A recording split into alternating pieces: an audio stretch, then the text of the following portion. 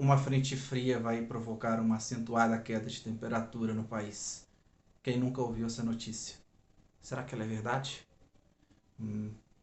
Bom, hoje eu vou explicar para você um pouco mais sobre isso. Se liga no vídeo.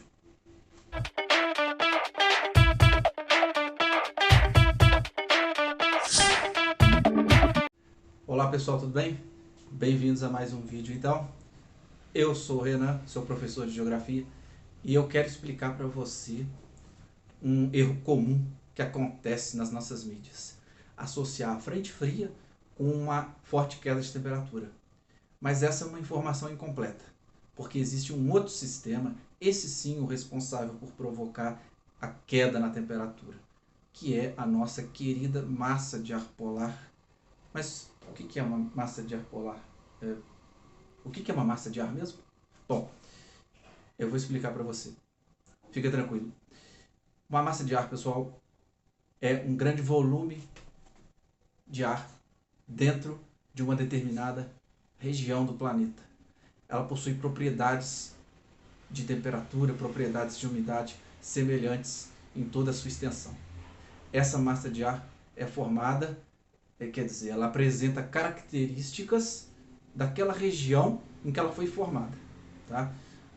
A origem dela, então, determina as suas características térmicas e de umidade. Ou seja, uma massa de ar desértica se formou numa região árida e quente. Uma massa de ar úmida e quente provavelmente se originou de uma vasta região de florestas equatoriais e, naturalmente, a nossa massa de ar polar se originou dos polos. Mais especificamente aqui no Brasil, a massa de ar polar antártida. Todas as massas de ar polar, aquelas que causam as quedas de temperatura que vocês tanto adoram, vêm da Antártida. Possui características do continente antártico, principalmente o que? Temperatura baixa e umidade baixa. Sim, boa parte das massas de ar polar vão apresentar essas características. Eu digo boa parte porque algumas podem sofrer uma influência mais significativa do oceano. Depende da trajetória do ar polar. Tendo essa influência no oceano, ela vai ter maior quantidade de umidade na sua extensão também. Vamos colocar aqui essa representação do ar polar chegando sobre o nosso território brasileiro. Ela apresenta as características de sua origem, como toda massa de ar, ou seja, ela vem dos polos, ela é fria.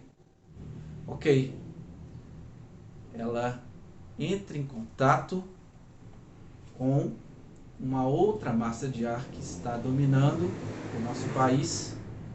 Por exemplo, no nosso exemplo aqui, uma massa de ar quente e úmido, originária da região amazônica. O choque entre essas duas massas de ar é violento e pode gerar uma zona de instabilidade entre essas duas massas de ar, porque elas apresentam características diferentes.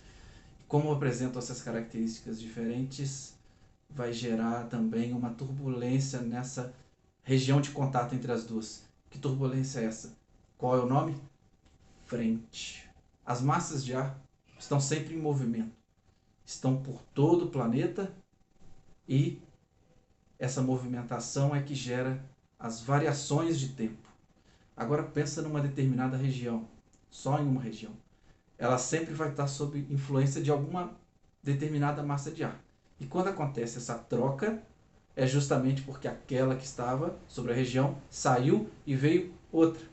E quando nós temos uma transição de uma determinada massa de ar mais quente para uma determinada massa de ar mais frio, nós vamos ter o que nós chamamos então de frente fria.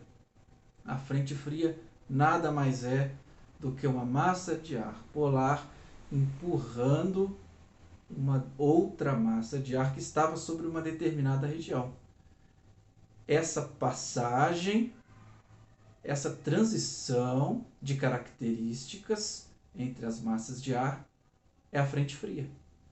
Dá-se o nome de fria porque a massa de ar polar aqui está gerando uma transição de uma característica que existia antes para uma nova característica de tempos atmosféricos.